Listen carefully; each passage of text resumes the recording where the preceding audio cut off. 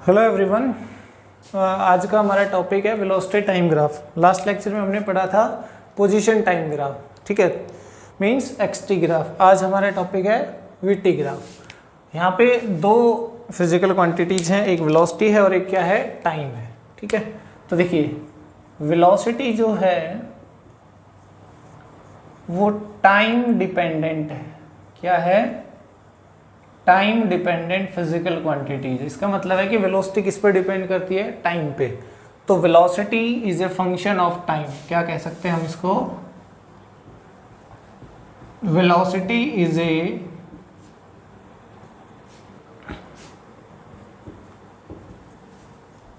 Function of time. Mathematically we can write this. तो velocity किसका function है? यहाँ पे वेलोसिटी टाइम का फंक्शन है, राइट।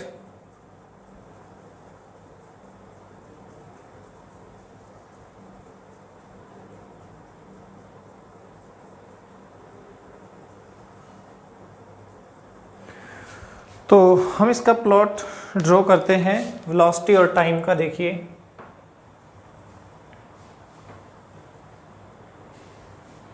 इस एक्सिस पे वेलोसिटी हमारे पास और इस एक्सिस पे हमारे पास क्या है? टाइम है, राइट। हमने वेलोसिटी और टाइम का ग्राफ प्लॉट किया तो वो कुछ इस तरह का ग्राफ आता है, ठीक है। वेलोसिटी जो वेरी कर रही है किसके साथ? टाइम के साथ, ठीक। ये t1 से और t2 टाइम इंटरवल के बीच का ग्राफ है, राइट। हमने क्या किया कि यहाँ पे एक बहुत ही स्मॉल टाइम इंटरवल चूज किया। कहाँ? t टाइम पे जाके। मान लीजिए ये टाइम t है, ठीक है। t टाइम पे जाके हमने एक बहुत ही स्मॉल टाइम इंटरवल चूज किया dt।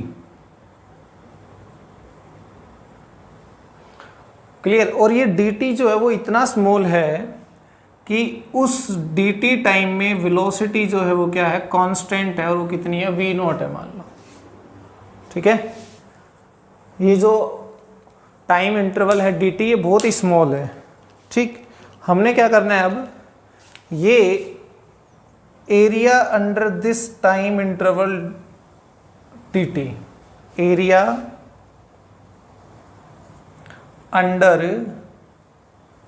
VT graph in time interval dt देखना है क्या होगा। देखो ये वाली साइड क्या है? dt और ये वाली क्या है? v not. तो जो एरिया आएगा वो मान लो dA, स्मॉल एरिया आएगा, वो कितना आएगा हमारे पास? v not into dt।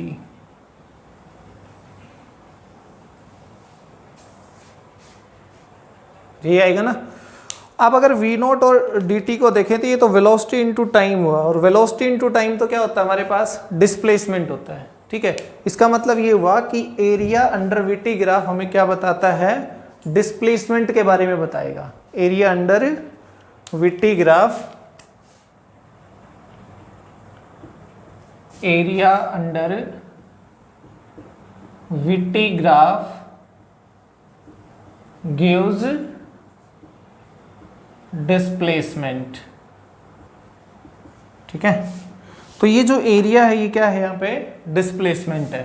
तो मैंने लिख दिया स्मॉल डिस्प्लेसमेंट dx है, मान लो। तो ये आ जाएगा v नॉट dt, ओके, ठीक है। तो एरिया अंडर VT ग्राफ हमारे लिए क्या बनता है? यहाँ पे डिस्प्लेसमेंट बनता है। तो VT ग्राफ के अंडर अगर गिवन टाइम इंटरवल में हम एरिया निकाल लें तो वो हमें क्या बताएगा? उस टाइम इंटरवल में कितना डिस्प्लेसमेंट हुआ वो हमें बताएगा, ठीक है।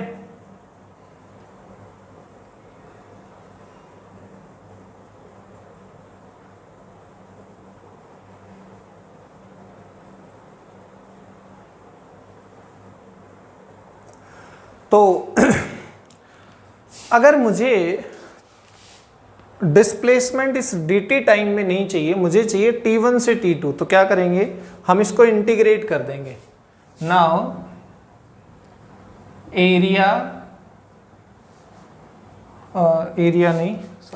डिस्प्लेसमेंट, नाउ डिस्प्लेसमेंट बिटवीन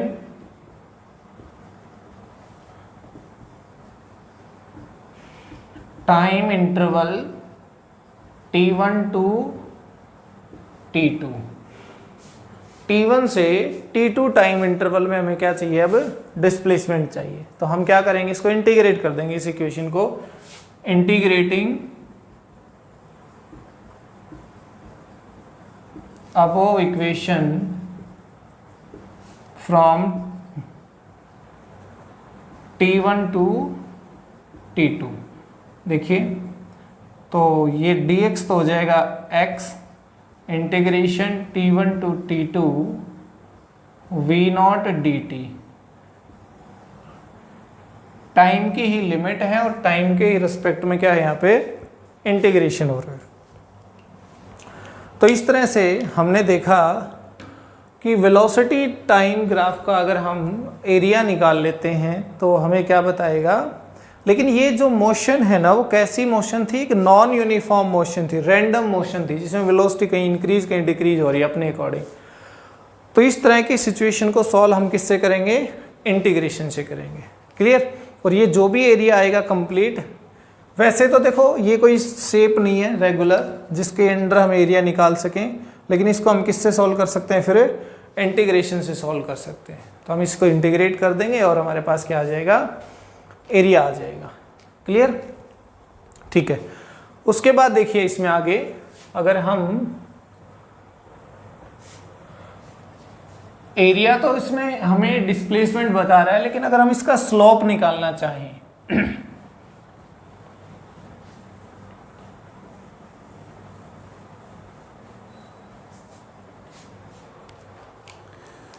अगर मान लो हमारे पास वीटी ग्राफ है,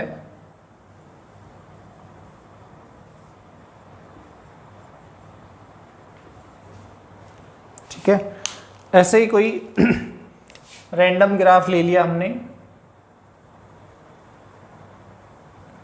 हमने यहां से ए पोजीशन से बी पोजीशन तक की बात करी,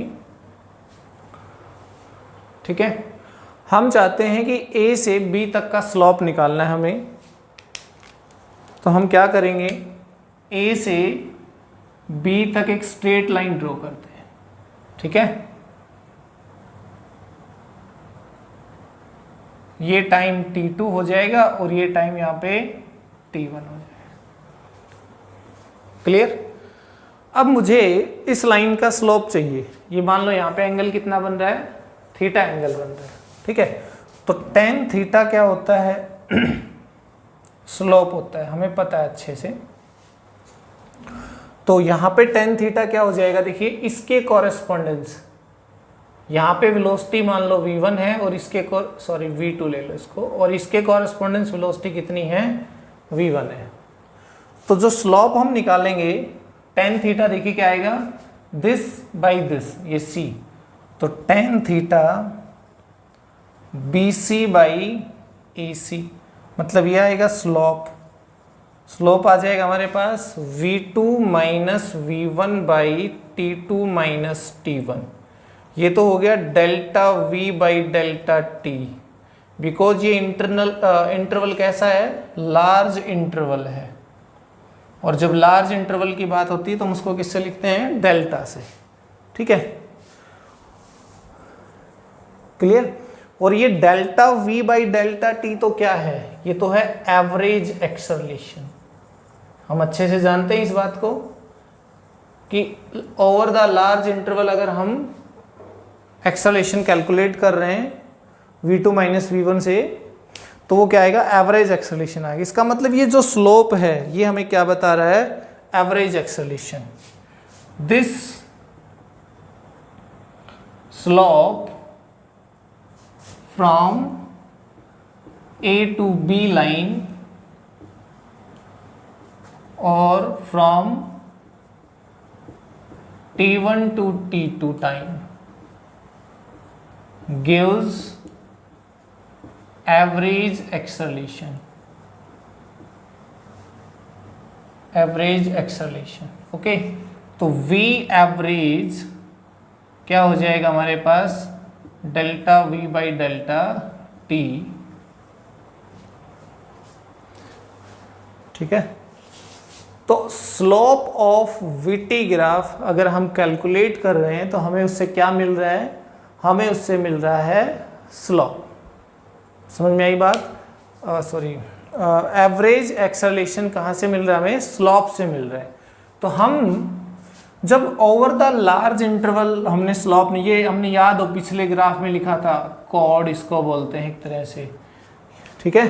बट अगर यही इंटरवल स्मॉल इंटरवल हो जाए, ठीक है, इसी तरह का ग्राफ हो हमारे पास कोई, और एक पर्टिकुलर इंस्टेंट पे, ये पर्टिकुलर इंस्टेंट है मान लो, इसके ऊपर अगर हमें पूछना है कि वेलोसिटी क्या है, तो ऐसे में हम यहाँ टेंजेंट ड्रॉ करते हैं, ठीक है, और ये एंगल देखते हैं थीटा।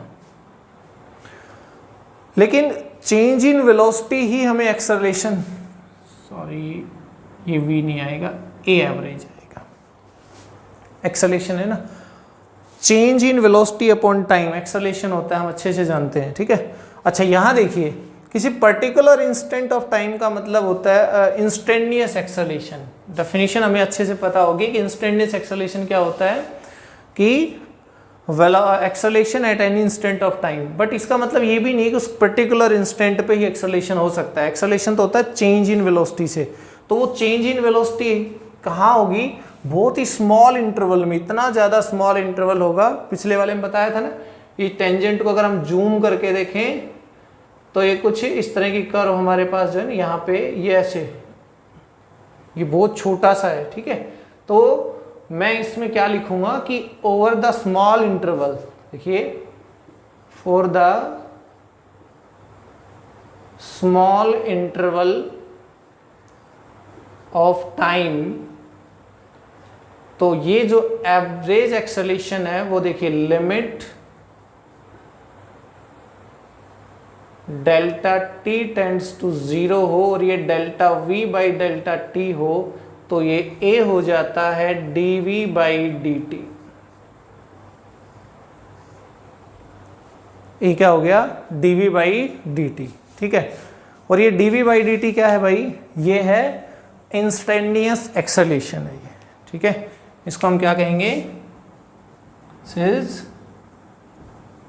Instantaneous acceleration.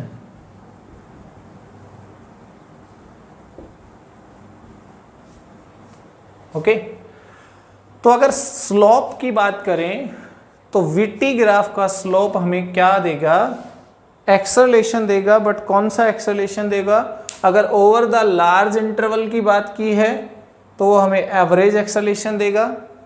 अगर ओवर द स्मॉल इंटरवल बात करें तो हमें वो क्या बताएगा, इंस्टेंटेनियस एक्सेलरेशन बताएगा, ठीक है।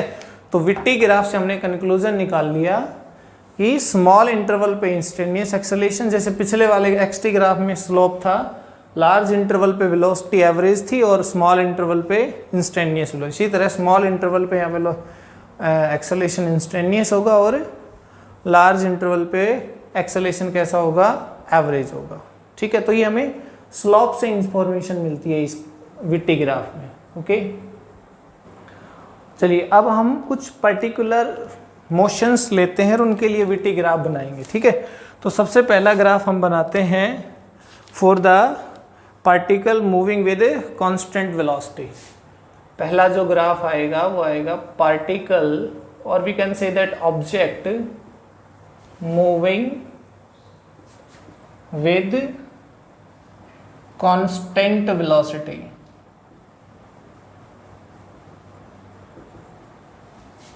ठीक है, तो वो क्या आएगा भाई, कांस्टेंट वेलोसिटी से हमारे पास देखिए टाइम के साथ वेलोसिटी चेंज नहीं हो रही है, मान लीजिए कि किसी टाइम 0 पे उसकी वेलोसिटी थी v0, तो कुछ टाइम के बाद भी v0 रहेगी, उससे कुछ देर बाद देखेंगे तब भी v0। कहने का मतलब ग्राफ ऐसा आएगा, straight line parallel to time axis. Graph कैसा आएगा? Straight line parallel to time axis. अगर मैं इसकी बात करूं, इस केस में स्लोप क्या है?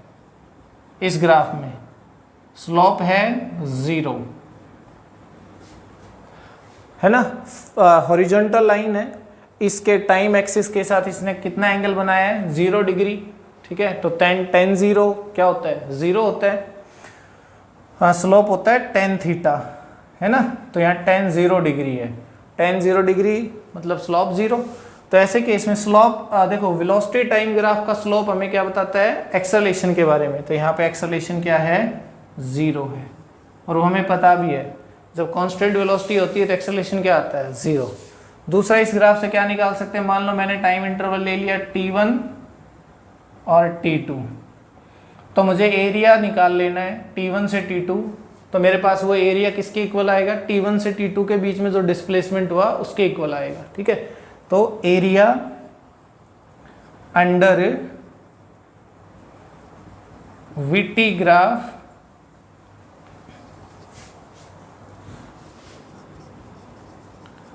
Between time interval t1 to t2। ठीक है, तो वो हमारे पास देखो एरिया क्या आएगा?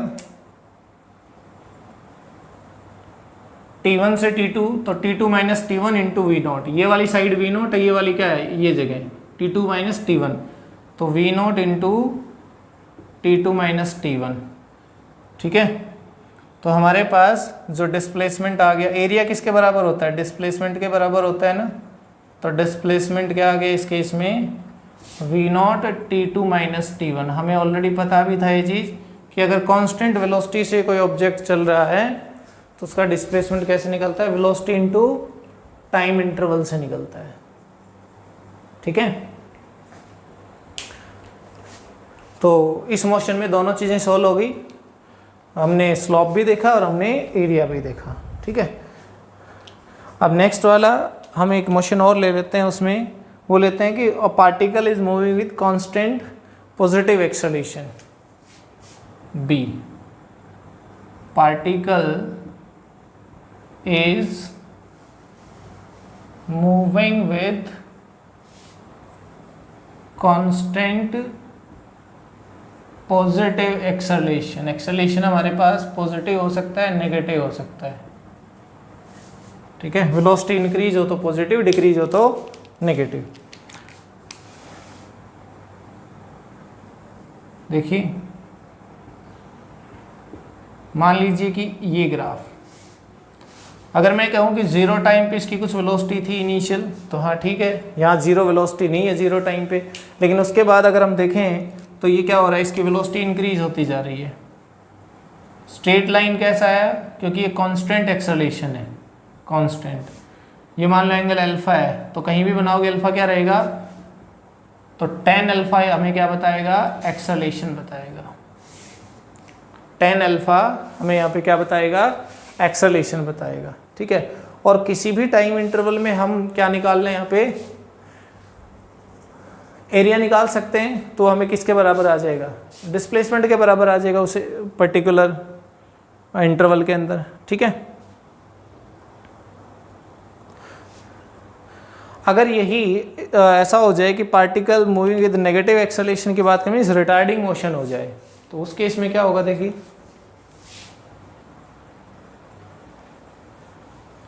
अच्छा पहले इसी ग्राफ को थोड़ा एक्सटेंड कर लें। मैं आपको यहाँ से कुछ कैलकुलेट कर देता हूँ।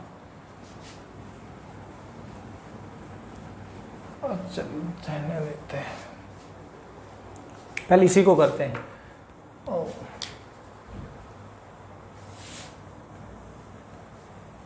सी पार्ट आ गया इसमें,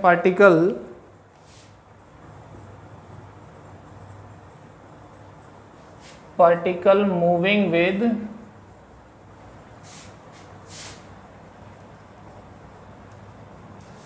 नेगेटिव एक्सेलरेशन।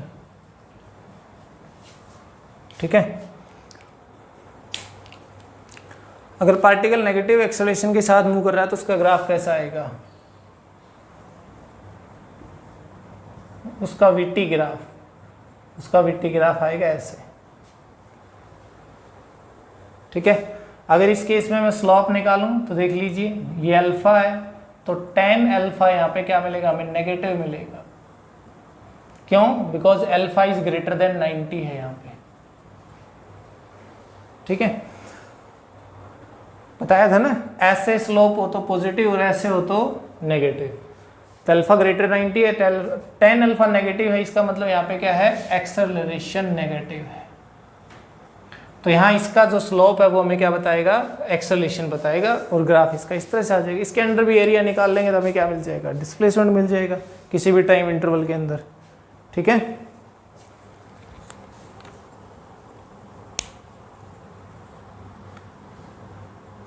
अगर पार्टिकल मूव कर रहा है बट वो इंक्रीजिंग एक्सेलरेशन है तो वेरिएबल एक्सेलरेशन, मतलब ये तो अभी तो हम ये कह सकते हैं ये कैसी मोशन थी, यूनिफॉर्मली एक्सीलरेटेड मोशन थी। ये मोशन कैसी थी, यूनिफॉर्मली एक्सीलरेटेड मोशन थी। ठीक है, अब हम बात कर लेते हैं नॉन यूनिफॉर्म एक्सेलरेटेड। इसका मतलब ये है कि देखो D particle is moving with increasing acceleration।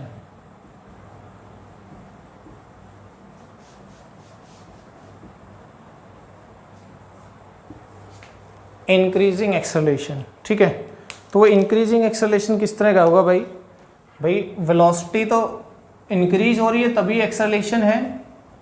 ठीक है, लेकिन वो वेलोसिटी कांस्टेंट रेट से ना होके एक नॉन यूनिफॉर्म रेट से इंक्रीज हो रही है। जब वेलोसिटी यूनिफॉर्म रेट से इंक्रीज होती है तो वो कांस्टेंट एक्सेलरेशन है, बट नॉन यूनिफॉर्म रेट से एक्सेलरेट होती है, चेंज होती है, तो नॉन यूनिफॉर्म रेट से तो वो इंक्रीजिंग एक्सेलरेशन हो सकता है, डिक्रीजिंग हो सकता है, बट यहाँ पे हम ले रहे हैं इंक्रीजिंग। ठीक है, तो ऐसे केस में अगर हम देखें तो यहाँ टेंजेंट ड्रॉ करेंगे तो ये अल्फा 1 है मान लो, यहाँ टेंजेंट ड्रॉ करेंगे तो अल्फा 2 है।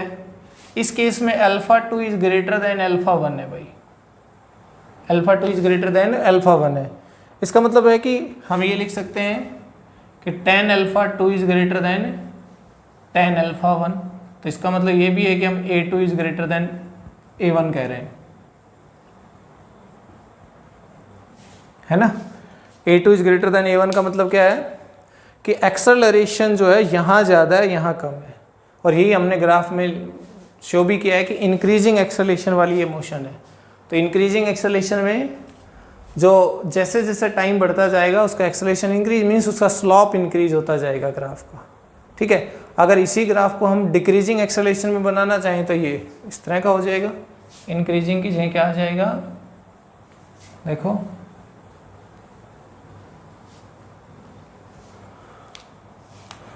With decreasing acceleration. तो उस केस में हमारे पास ग्राफ कैसा आएगा, वेलोसिटी टाइम ग्राफ, देखो ऐसा आएगा। ठीक है, अगर मैं इसमें इस पर्टिकुलर इंस्टेंट पे देखूं तो स्लॉप ये टेंजेंट अल्फा 1, यहाँ पे देखूं तो ये वाला टेंजेंट अल्फा 2, यहाँ साफ दिख रहा है alpha 1 is greater than alpha 2 है ना। अल्फा 1 ज़्यादा है, मतलब यहाँ पे एक्सेलरेशन ज़्यादा है, वहाँ एक्सेलरेशन कम हो रहा है। ठीक है, एक्सेलरेशन तो है, क्लियर। तो इसका मतलब हम ये लिख सकते हैं tan alpha 1 greater than tan alpha 2। इसका मतलब ये है कि A1 is greater than A2। यहाँ पे A1 है और यहाँ पे A2 एक्सेलरेशन है, तो A1 is greater than A2। तो एक्सेलरेशन जो है वो ज़्यादा कहाँ है, पहले पोजीशन पे, ए पोजीशन है, इसको अल्फा 1 पे, और दूसरा जहाँ अल्फा 2 है वो सेकेंड पोजीशन है, वहाँ पे एक्सेलरेशन क्या है, कम है। तो पार्टिकल यहाँ पे वेलोसिटी, देखिए इसमें जो वेलोसिटी है ना वो इंक्रीज तो हो रही है, देख लीजिए, लेकिन वो इंक्रीज होने का जो रेट है वो कम हो रहा है। पिछले वाले ग्राफ में वेलोसिटी इंक्रीज हो रही थी लेकिन उसके इंक्रीज होने का रेट भी इंक्रीज हो रहा था।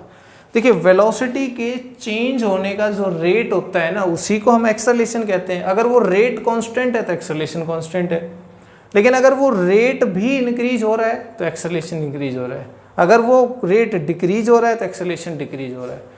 चेंज इन वेलोसिटी का जो रेट है वही एक्सेलरेशन होता है।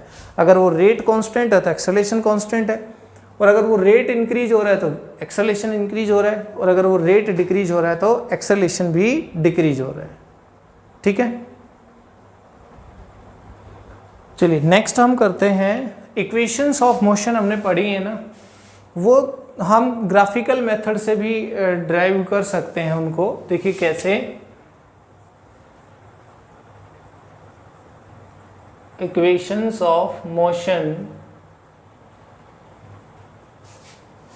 यूजिंग ग्राफ्स, और we can say that graphical method. ठीक है, तो हम एक ग्राफ बनाते हैं, वेलोसिटी टाइम ग्राफ। देखिए, और ये इक्वेशन ऑफ मोशन किसके लिए होती है, यूनिफॉर्म मोशन के, यूनिफॉर्मली एक्सीलरेटेड मोशन के लिए। जिस मोशन में कांस्टेंट एक्सेलरेशन होता है ना उसके लिए इक्वेशन ऑफ मोशन है ये। ठीक है, तो हमारे पास क्या है, एक ग्राफ हमने बनाया है, देखिए वेलोसिटी टाइम ग्राफ। 0 टाइम पे इसकी वेलोसिटी u है मान लो, ठीक है, और आफ्टर टाइम t,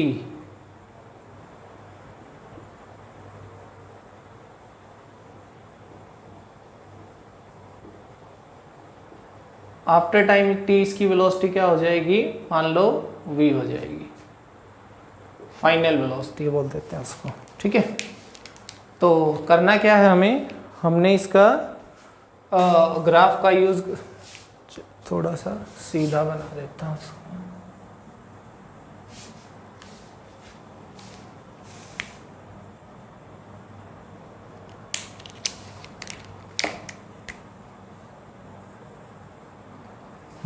ठीक है, तो ये O है, ये पोजीशन A है, इसको B कह देते हैं, और यहाँ से एक परपेंडिकुलर ड्रॉ कर लेते हैं, इसको C बता देते हैं।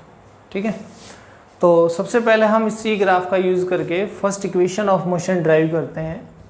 फर्स्ट इक्वेशन ऑफ मोशन,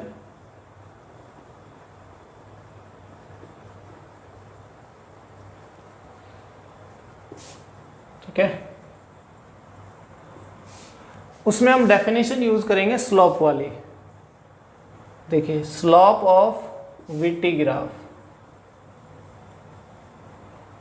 तो स्लोप क्या आएगा इस केस में, वीटी ग्राफ गिव्स एक्सेलरेशन, हमें पता है इस चीज का। तो स्लोप ए बी लाइन का जो स्लोप आएगा वो क्या आएगा, यहाँ पे देखिए एंगल थीटा, तो स्लोप होता है टेन थीटा, टेन थीटा हो जाएगा BC बाई AC। ज़्यादा आपको बताने की वो नहीं है, समझ जाएंगे। BC by AC tan theta perpendicular by base, इस ट्राइंगल में ABC में BC क्या है, V माइनस यू है, और AC क्या है, T माइनस 0 है। इसका मतलब है V minus u by T, और स्लोप किसके बराबर होता है, एक्सेलरेशन के बराबर।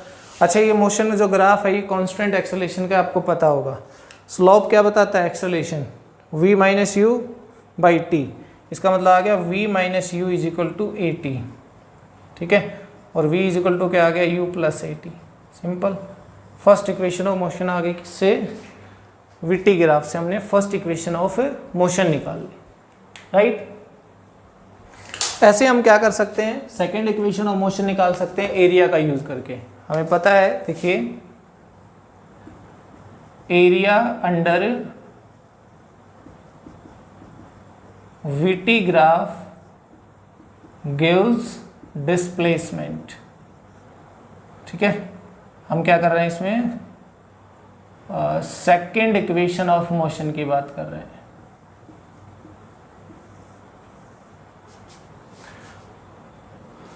तो मुझे ना 0 से t टाइम इंटरवल के बीच में क्या निकाल लेना है हमने, एरिया निकाल लेना है। तो एरिया निकालना है तो 0 से t इंटरवल के बीच तो एरिया, ये सारा एरिया आएगा, देखो ये वाला कंप्लीट।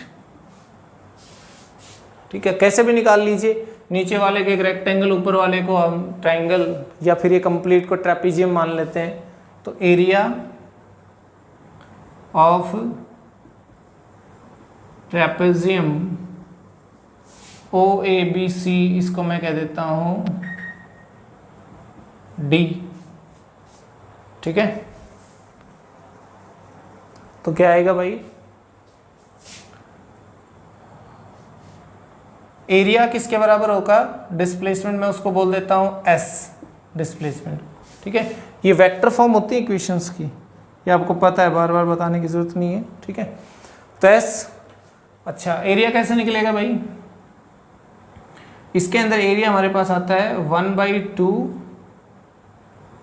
और दोनों जो साइड हैं उनका सम, वो क्या है, OA, देखो ये वाली OA प्लस BD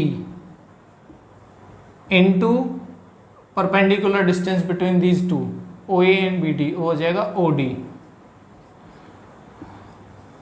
OA क्या है, U है, प्लस BD क्या है, V है, OD क्या है, T है। ठीक है, तो 1/2 T U प्लस V की वैल्यू यहाँ से उठाते हैं, U plus AT, U plus AT। ठीक है, तो अगर मैं इसको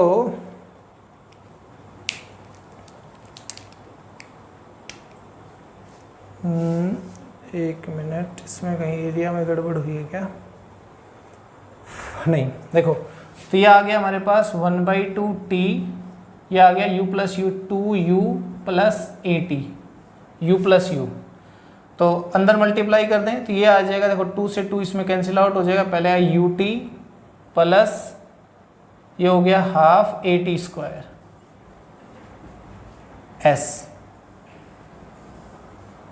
S इज इक्वल टू क्या हो गया, half AT square.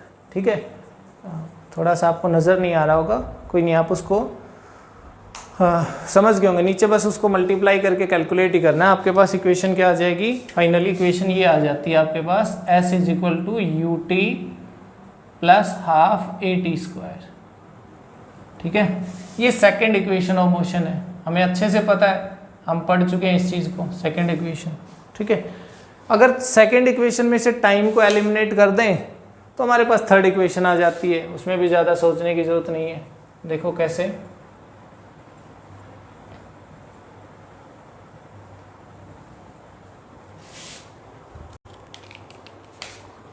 Third equation of motion,